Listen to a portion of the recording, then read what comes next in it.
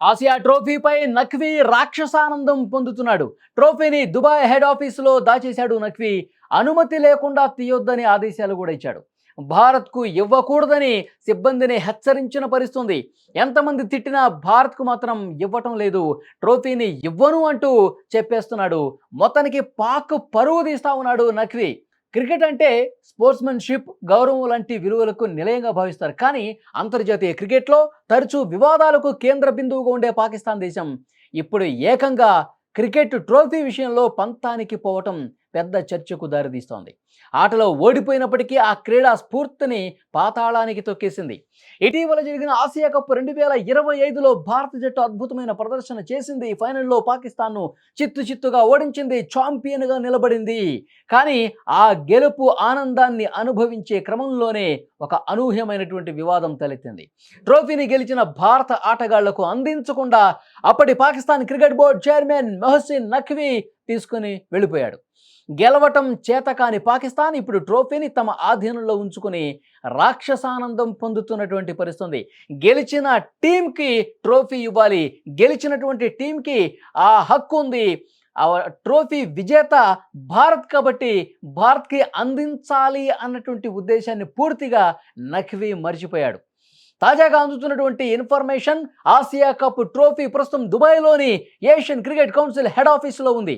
ఆ ట్రోఫీని అక్కడే లాక్ చేశాడు. మొహసిన్ నఖ్వీ ఈ ట్రోఫీని తన అనుమతి లేకుండా అక్కడి నుంచి తీయకూడదని, అలాగే గెలిచిన భారత్కు అప్పగించకూడదని ఆదేశాలు జారీ చేశారంట. ఎంత దుర్మార్గంగా ఆలోచిస్తున్నాడో నఖ్వీ చూడండి. హెడ్ ఆఫీసులో పెట్టేసి అందులో ఉన్న సిబ్బందికి కూడా హెచ్చరిక జారీ చేస్తూ ఇక్కడి నుంచి దీన్ని ఎవరు కదిలించొద్దు, ఇది భారత్ అడుగుతోంది కానీ భారత్కి మనం ఇవ్వద్దు, ఎవరైనా దీన్ని టచ్ చేస్తే తీవ్ర పరిణామాలు ఉంటాయని అక్కడ సిబ్బందిని హెచ్చరించారంటే ఎంతటి మొండి పట్టుదల పట్టుకొని కూర్చున్నాడనేది కూడా ఇక్కడ క్లియర్గా అర్థమవుతోంది. మొహసిన్ నఖ్వీ ఆలోచన విధానం పాకిస్తాన్ పాలకులు చెప్పింది చేస్తున్నట్టుగా కనిపిస్తోంది.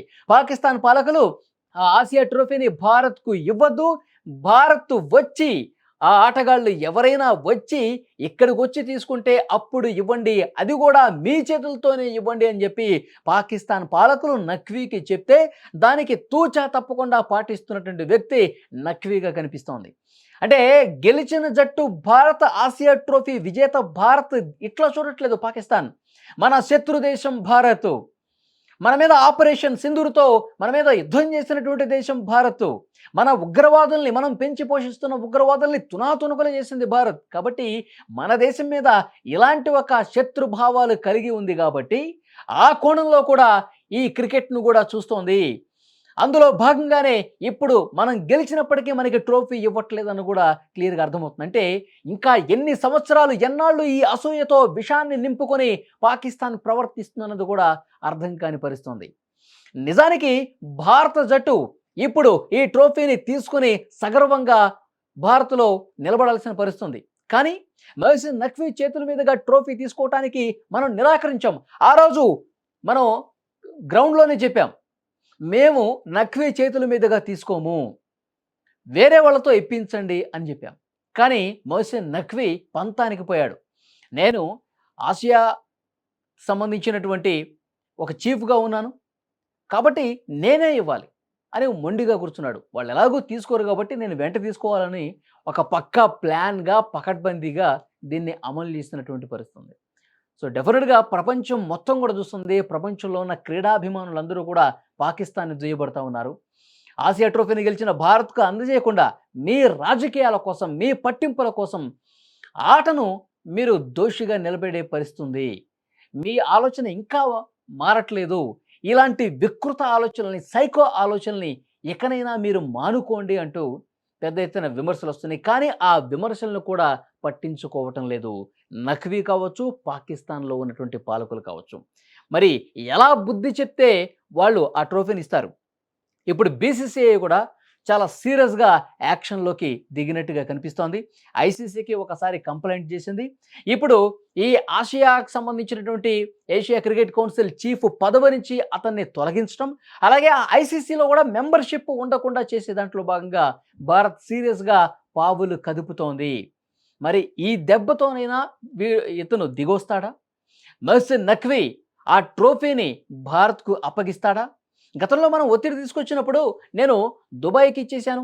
యునైటెడ్ అరబ్ ఎమిరేట్స్‌కి నేను అప్పగించేశాను ఈ ట్రోఫీ. వాళ్ళ దగ్గర తీసుకోండి అని చెప్పి కొన్ని కథనాలొచ్చినాయి.